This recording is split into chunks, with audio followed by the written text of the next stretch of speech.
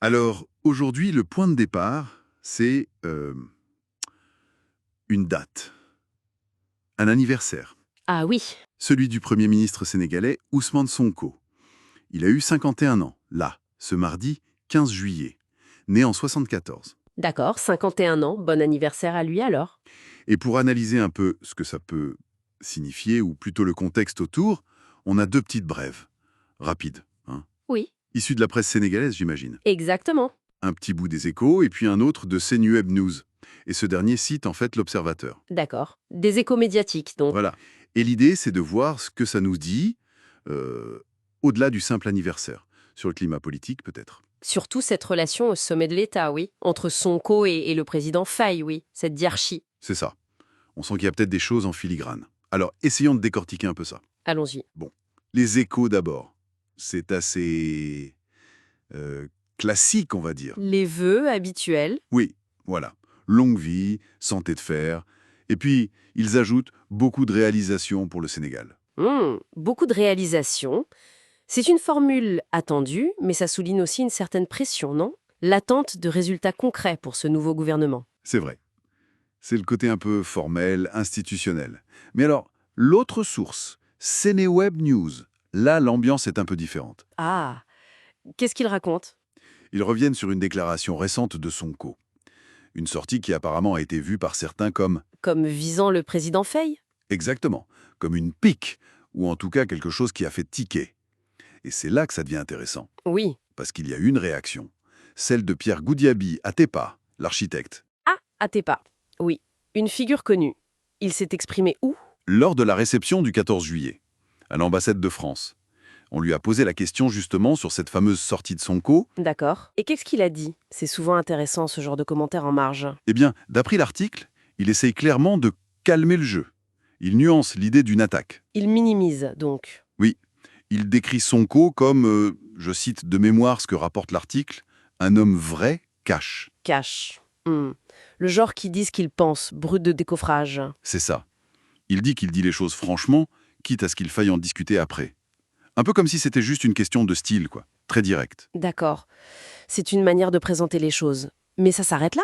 Ou il ajoute autre chose? Non, justement, il utilise une image, assez parlante, je trouve. Laquelle? Il dit « la langue et les dents s'entrechoquent ». Ah oui, c'est classique ça. Pour dire que des petits accrochages, ça arrive même entre proches. Tout à fait.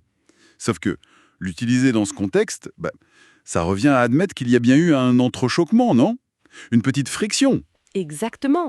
On n'utilise pas cette métaphore si tout est parfaitement lisse. Ça confirme implicitement qu'il y a eu quelque chose. Un désaccord au moins. C'est juste. Ça normalise, mais ça valide aussi. Et puis, le fait que ce soit lui, Atepa, figure publique, qui en parle, et à cet événement, le 14 juillet. Ça donne du poids, oui. Ça montre que ça a circulé, que ce n'est pas resté en coulisses. Et il y a autre chose encore, peut-être même plus révélateur, Ah oui. sa prière. Il dit « prier pour qu'ils s'entendent, le président et le Premier ministre ». Et il insiste. Il insiste, comment ça? L'article rapporte qu'il dit « mais je prie encore une fois que les deux puissent s'entendre. Nous prions tous pour ça ». Cette répétition, Encore une fois, nous prions tous. Ah oui, là c'est plus qu'un simple vœu pieux. c'est ça. Une fois, c'est diplomatique. Mais répété comme ça, avec ce « nous tous », ça sonne presque comme une inquiétude, non? Une préoccupation réelle que cette entente ne soit pas si solide. Tout à fait. C'est d'ailleurs l'interprétation de l'article de CNeWeb News.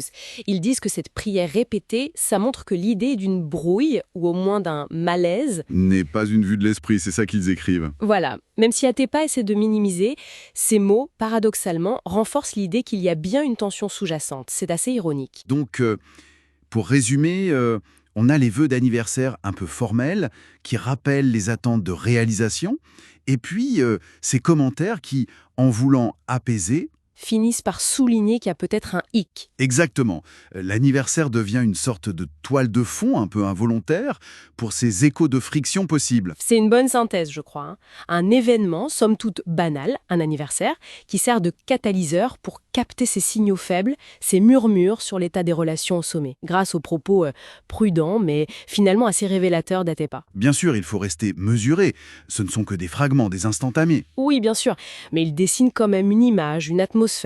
On voit comment même des petites touches médiatiques peuvent nous interroger sur les dynamiques internes d'un exécutif. Surtout un exécutif à deux têtes, comme au Sénégal, avec des personnalités décrites comme fortes, directes. Exactement. Et ça soulève une question plus générale, qui va au-delà de ces articles, mais qu'ils inspirent. Comment ces systèmes bicéphales gèrent-ils les inévitables frictions, les divergences de points de vue, les heurts de personnalité même? Quels sont les mécanismes de régulation en fait?